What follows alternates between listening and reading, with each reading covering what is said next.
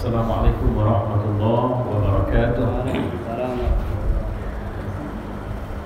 Jawab salamnya dalam hati semuanya.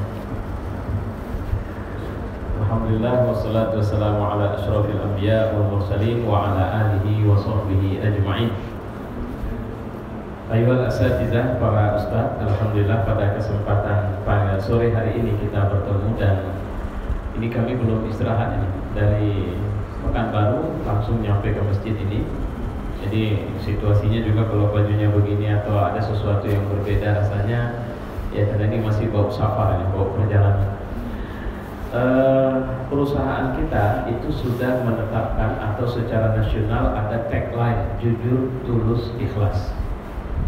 Ini juga harus kita breakdown menjadi pelajaran-pelajaran yang harus kita sampaikan kepada karyawan, kepada seluruh pegawai, kepada anak-anak kita. Dan yang menarik bahwa ini tagline yang luar biasa. Kenapa saya bilang luar biasa?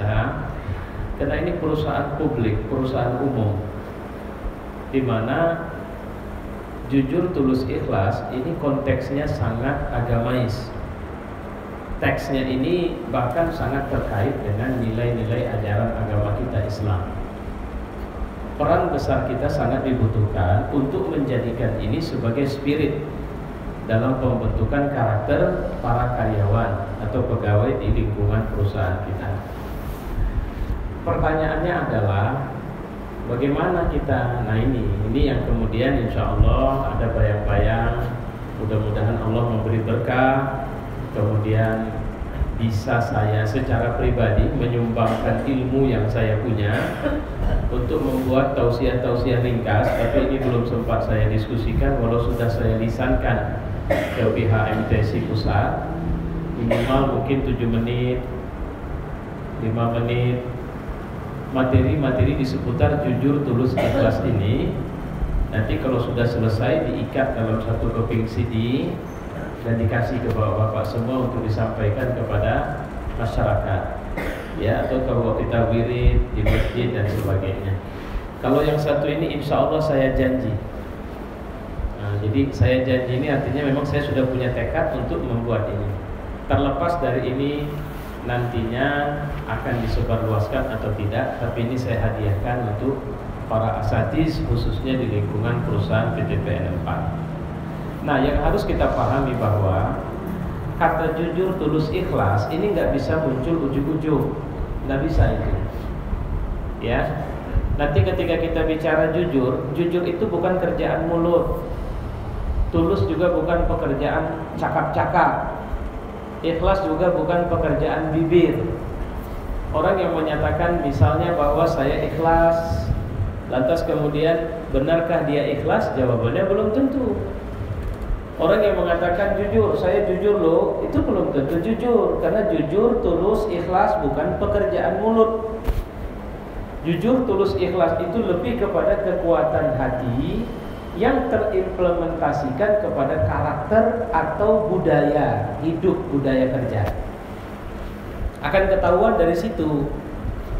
Saudara-saudara, mohon ini pengumuman ya, saya orang jujur nih, nggak bisa. Saya ikhlas, lillahi ta'ala saya. Nggak bisa pakai omongan itu. Itu bisa diterjemahkan melalui itu tadi, penguatan karakter dan itu kekuatan hati. Nah, pertanyaan yang mau kita diskusikan hari ini, dari mana sumber utama seseorang bersikap jujur? Ibu nggak bisa misalnya contohkan di sekolah nanti anak-anak tiba-tiba ada yang kehilangan pensil, terus ibu mendesak, ayo jujur ya, jangan bohong. Siapa yang bohong berdosa, belum tentu malingnya ngaku. Ya, karena jujur akan kelihatan dari aura, dari performa wajah. Karena orang kalau dia beriman akan tidak bersekutu iman dengan kebohongan. Nggak mungkin itu. Makanya apa yang harus kita tempakan agar orang bisa punya akhlak jujur, bisa punya akhlak tulus dan ikhlas, iman. Yang mau kita pelajari sebentar ini, nggak lama-lama ini. Karena saya berharap Bapak Ibu juga penasaran ini nantinya dengan materi ini, dan insya Allah akan mencari tahu terus. Nah, saya berharap insya Allah walaupun kita ketemunya jarang-jarang, tapi insya Allah kita bisa dalam setahun ini bisa 2 kali insya Allah. Ya. Nah, iman apa sebenarnya indikatornya? Cara apa namanya? Cirinya? Apa tandanya? Karena tadi saya bilang jujur, tulus, ikhlas itu buah dari keimanan. Iman yang benar itu gimana sih? Iman, kalau kita punya iman yang benar kepada Allah, itu yakhruju minaz zulumati jahiliyah ila nuril Islam. Kalau benar iman kita, akan terus kita rasakan pergeseran-pergeseran yang menggerakkan kita untuk menjadi orang yang menerima cahaya Islam. Misalnya, Bapak beriman, Mas yang pakai kaos. Ini saya mau tanya nih, tadi pagi sholat subuh enggak? Enggak, iya, baik. Pertanyaannya, kemarin sholat subuh enggak? Selama ini sholat subuh enggak? Ada juga? Ada, baik. Sholat yang paling sering ditinggalkan sholat apa? Subuh. Isya? Oh, yang pertama subuh, terus ditanya isya, iya juga gitu. Nanti baru tanya asar, iya juga. Maghrib? Aha, jadi artinya masih jarang sholat ya. Baik. Tanda dia beriman, siapa namanya Mas? Amal, Masya Allah. Nanti kita tambah namanya ya, jadi amal soleh ya. Nah, supaya berubah mulai hari ini. Tanda bahwa beliau beriman kepada Allah, kita nggak boleh bilang dia buruk, memang buruk. Tapi tanda beriman ada perubahan secara bertahap terus menerus. Hari ini beliau misalnya sholatnya tidak pernah betul kecuali sholat maghrib. Jadi dari 5 waktu dia cuma sholat maghrib saja. Nah, kemudian ada dorongan. Nah, itu yang iman itu dari dalam, nggak bisa dari luar. Anak-anak ini kalau dia mengaji asar, zuhur, asar, dia bisa sholat di masjid. Tapi nanti waktu hari libur malah dia tidak sholat. Bukan sholatnya nggak ke masjid. Kenapa? Karena faktor dorongannya masih dari luar. Kalau iman, dorongannya dari dalam. Tanda beliau beriman nanti bahwa ada perubahan. Beliau secara perlahan terdorong untuk mulai memenuhi sholatnya 5 waktu. Itu tanda beriman. Apakah orang-orang yang pemabuk itu beriman? Kalau mereka menyatakan diri mereka adalah orang yang tunduk kepada Allah, bahwa mereka adalah orang-orang yang kemudian mematuhi perintah Rasulullah, maka mereka masih berada dalam tataran Islam. Makanya ketika ada orang Arab Badui datang mengatakan kepada Nabi, amanna, Nabi diajari untuk bilang, lam tu'minu, kalian belum beriman. Lamma yadkhulul iman fi qulubikum, karena iman belum masuk ke hatimu. Kira-kira begitu. Benarkah itu ada pengedar narkoba tuh, tak pernah sholat, tidak pernah puasa, malas kemudian majelis taklim, kerjanya ngerusak orang, nyopet iya, ngerampok iya, tapi dia muslim? Mungkin enggak? Jawabannya mungkin. Muslim itu artinya dia ngaku bahwa dia muslim, tapi belum tentu dia beramal soleh. Kenapa? Karena lamma yadkhulul iman fi qulubihim, iman belum masuk ke dalam hatinya, hati mereka ini. Nah, jadi begitu. Kalau orang Islam, ya beriman sudah kepada Allah. Beriman, apa buktinya? Karena iman butuh bukti. Kalau menjadi muslim hanya butuh pengakuan. Pak Amal muslim enggak? Muslim. Apa beriman enggak? Saya berupaya untuk bisa beriman sepenuhnya kepada Allah. Insya Allah saya beriman. Saya beriman tapi iman saya masih lemah kali nih Ustaz. Sekarang saya masih mau masuk masjid tapi belum mau sholat. Kira-kira begitu. Dengan bahasa itu, ingat iman itu bertahap, hidupkan. Nggak mungkin kita bisa menghidupkan akhlakul karimah dengan baik kalau imannya nggak ada. Baik, Ibu, Bapak sudah bisa bedain ya mana muslim. Karena Islam butuh, bukan, Islam butuh pengakuan. Islamnya butuh pengakuan, iman butuh pembuktian. Ahasiban nas ayyutraku ayyaqulu amanna wa hum la yuftanun. Apakah orang-orang itu mereka akan dibiarkan saja mengatakan kami beriman tapi mereka tidak akan diuji, kata Allah. Paham ya? Jadi kalau sudah bicara iman, kita bicara yakhruju, keluar. Zulumatil jahiliyah. Apa itu? Biasa mabuk, biasa malas sholat, biasa tidak melakukan kebajikan. Ila nuril Islam, kepada cahaya Islam. Mulai belajar tidak mabuk. Mau berhenti merokok, saya susah Pak Ustadz. Baik, udah jangan merokok di tengah orang ramai dulu. Merokoknya sembunyi-sembunyi, kan mesti merokok. Nanti setelah sembunyi-sembunyi, jangan merokok jelang sholat. Ambil waktu setengah jam, pokoknya setengah jam sebelum masuk waktu sholat jangan merokok. Setengah jam setelah waktu sholat jangan merokok. Kali ketiga jangan merokok ketika, begitu sampai perlahan berhenti merokok.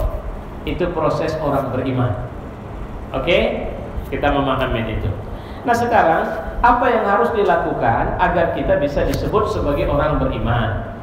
Supaya kita bisa yakhruju minaz zulumatil jahiliyah ila nuril Islam. Yang pertama, yakfurut taghut, bencilah, kufurlah, tolaklah, tutuplah, jauhlah dari taghut. Apa itu taghut? Segala yang keluar dari ketentuan Allah, yang tidak mau tunduk kepada ketentuan Allah. Bisa jadi itu orang. Kalau pakai dalil ini, pemerintah kita kalau secara sadar tidak mau tunduk kepada hukum Allah, bisa dibilang taghut itu. Kalau pakai definisi ini, orang-orang yang memimpin umat Islam tapi tidak mau memakai hukum Allah, tidak mengenakan, karena kalau kita bilang hukum Islam, orang sering kebayang itu hudud, potong tangan, pancung, bukan itu maksudnya. Hukum Islam itu terus terang di negeri kita belum diterapkan dengan baik. Kota-kota di Indonesia masih banyak yang jorok, sampah berserakan. Padahal Islam itu bicara bagaimana keimanan itu ada kaitannya dengan kebersihan. Sekarang ini banyak orang di Indonesia yang tega-teganya demi duit jual pulau. Tahu nggak ada pulau-pulau kita yang dijual? Ada orang beli pulau sendiri kemudian dijual sama asing. Sehingga beberapa pulau kita, pulau-pulau kecil yang bernilai wisata itu dijual sama asing. Dan itu kemarin sempat heboh di internet. Terus orang ini tadi di Indonesia banyak orang nganggur, malah undang orang Cina dari ERT sana datang ke Indonesia. Di Indonesia masih banyak petani harus dibenahi, malah petani dari Cina diimpor kemari. Nah, kira-kira begitu. Nah, kalau begini, Islam ngajarin sama kita hubbul watan minal iman, mencintai tanah air ini bahagian dari iman. Kita tidak boleh tunduk kepada taghut. Di Jakarta ada orang pakai sorban, pakai jubahnya besar Pak, ngeluarin dalil bahwa sebenarnya memilih Ahok ada dalilnya. Dia keluarkan dalil-dalil ayat. Itu ulama atau ustadz tidak benar, geblek, kurang ajar itu. Kenapa? Karena dia lebih tunduk kepada taghut. Taghut itu siapa? Selain Allah. Nah orang beriman tidak begitu. Ya. Kita nggak boleh memberikan fatwa agama karena kita ustaz, kita guru, kita kaum. Di Medan ada ustaz juga saya bilang kurang ajar itu. Ngeluarin fatwa bagaimana cara menikmati hari Valentine yang Islami, yang diridhoin Allah. Bagaimana caranya? Dia tulis di Facebooknya. Bagaimana kalau pas nanti membawa pacar keluar, minta izinlah sama orang tuanya, ucaplah Bismillah. Ini kan kurang ajar ini. Bukan ngaku ustaz, memang dipanggil orang ceramah. Nah, kenapa dia begitu?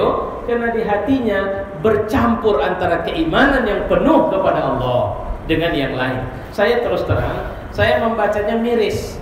Mau ngelawannya langsung nanti jadi penyakit sama dia. Karena merasa wah orang sudah mulai heboh untuk mendiskusikan masalahnya. Karena dia sampai kemarin dia bilang, udahlah nggak usah demo-demo, ini gempa 4 kali yang mengguncang Medan, ini gara-gara umat Islam aksi bela Islam demo-demoan. Jadi Allah murka sama kita.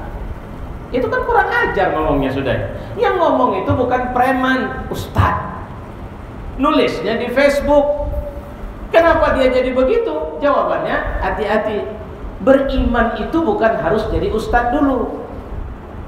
Beriman itu meyakini dalam hati ketentuan Allah sebagai Tuhan kita dan mengikuti perintahnya, dan itu terbukti, nampak, bukan cuma ngomong. Sekarang kalau baca kulhu, burung beo juga bisa baca kulhu. Kalau nggak percaya cari di YouTube. Burung beo bisa baca Fatihah.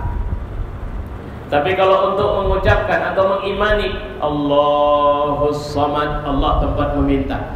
Kita sakit, minta sembuh sama siapa? Yang ngasih sembuh kalau sakit siapa? Dukun atau Allah? Allah apa dukun? Dokter apa Allah? Allah ngasih apa? Sembuh. Dokter ngasih apa? Ngasih obat.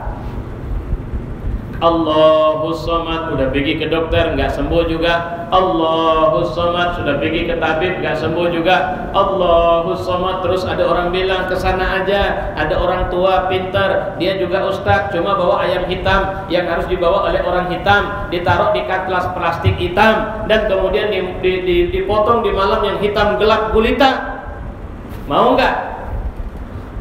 Sementara kita baca Allahus Samad, itu artinya kita masih sampai tingkat baca kalau mau.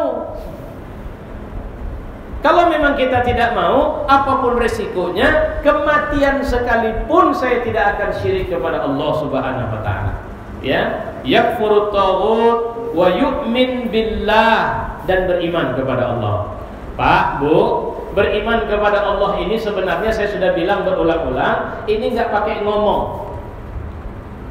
Hayya 'alas shalah. Oke, baik, dengerin. Kalau panggilan itu dengar, kira-kira langsung berangkat ke masjid enggak? Ambil wudu enggak? Kalau belum, baik, lanjutannya. Hayya 'alal falah. Bergerak enggak? Baik, saya mau kasih contoh. Nih, kalau setiap saf pertama ini diisi dengan duit gratis, Bapak ambil 2 miliar plus 1 mobil mewah di sana, kira-kira, dan itu hanya diperoleh oleh orang yang berada di saf pertama setiap datang waktu sholat, berburu nggak orang ke masjid? Saya pikir masjid pun akan padat. Orang dari sekian kilometer akan datang ke masjid. Tahu Bapak Ibu, sebenarnya ketika Allah bilang hayya 'alal falah, tahu apa artinya? Falah. Falah itu arti dasarnya panen. Kalau karyawan yang kerja di perusahaan, di kebun kita, itu panggilan untuk panen. Bahkan bukan panen, bonus. Mau nggak dapat bonus? Bonus dari Allah itu apa? Kalau kalian tahu apa yang Allah kasih di saf pertama, berantam pun kalian mau untuk rebutan saf pertama itu. Kira-kira begitu. Pak, kalau itu duit, orang yang punya duit akan nengok. Kalau cuma 10.000, dek udah di luar aja, kau aja ambil saf pertama. Sekarang di sini ada orang yang paling kaya di dunia, ada orang yang paling berkuasa di dunia, sama ada orang yang paling miskin di dunia, dan orang yang paling tidak berkuasa di dunia. Panggilan sholat datang, masih rebutan juga untuk ngambil saf pertama. Kira-kira apa yang dikasih Allah di sini kalau begitu? Jauh lebih tinggi dari sekedar kekayaan, jauh lebih tinggi dari sekedar kekuasaan. Jadi nanti ini yang di ujung siapa namanya? Bilal, Masya Allah, Bilal, muazzin Rasulullah SAW. Ya, bilang kalau masuk masjid, antum itu harus lihat. Kalau saf pertama masih kosong, sigaplah dengan Bismillah, ambil saf itu. Jangan takut-takut, jangan malu-malu. Itu orang beriman. Jangan masuk masjid cari 4 tempat favorit. Tahu 4 tempat favorit, Pak? Ini 1, 2, 3, 4. Benar nggak ini? Setiap orang di masjid selalu lebih cepat penuh ini kalau waktu sholat? Karena itu tadi, banyak orang kalau ke masjid, kalau dia tidak dengan kekuatan iman, itu tadi, atau dia lebih lambat datang. Ya, baik. Apa yang akan terjadi kalau iman kita ini kuat? Yang pertama, adamul istighna wal istikbar. Orang beriman itu nggak ada sok merasa kaya dan merasa sombong. Nggak ada itu. Saya di Medan, Masya Allah, saya mohon ampun sama Allah. Allah mohon ampun ya Allah. Teman-teman bilang begini, Ustaz kayaknya udah butuh pengawalan. Kami mau sediain mobil sama Ustaz, kami mau sediain driver, kami mau sediain pengawal, karena situasi makin tidak memungkinkan. Saya dalam hati saya, alah sudahlah, tidak ada masalah. Ya, kenapa? Itu bisa buat saya jadi bermasalah. Bayangin nanti saya keluar dari mobil, wah dikawal kalah, udah biasa-biasa aja. Kalau saya, walaupun memang sekarang kalau saya hadir di majelis-majelis di Medan, itu lebih sering yang saya cari yang orang nggak kerumunan rame. Saya pergi dari jalur-jalur sepi masuk ke dalam gitu. Karena kalau kerumunan sekarang udah banyak sesi foto. Jadi jumpa nanti Ustaz, foto dulu. Bukan saya tidak mau. Kadang lelah nyengir itu Pak. Kalau 1-2 kali foto tidak masalah. Ini sampai setengah jam, bisa sampai 1 jam kita nggak keluar cuma untuk foto-foto. Nah, tujuan kalau itu mengganggu keikhlasan, bagus jangan kerjakan. Ya. Ada muzannisu billah, jangan punya prasangka buruk sama Allah. Inilah gara-gara aksi bela Islam sekarang situasi makin mencekam. Ini bisa bahaya kita bisa perang. Jangan. Allah sudah kasih sesuatu yang lebih sama kita. Coba bayangin.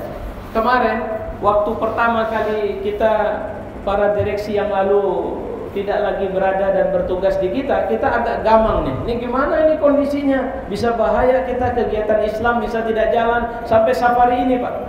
Tapi subhanallah, Allah kasih ganti dirut direksi-direksi yang mereka itu Islami, subhanallah.